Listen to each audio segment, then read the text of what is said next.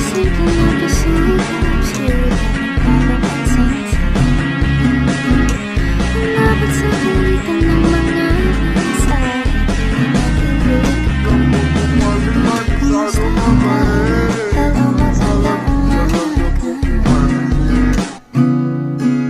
Ingat ka, pahinga, huwag kang masyadong magpupuyat pa.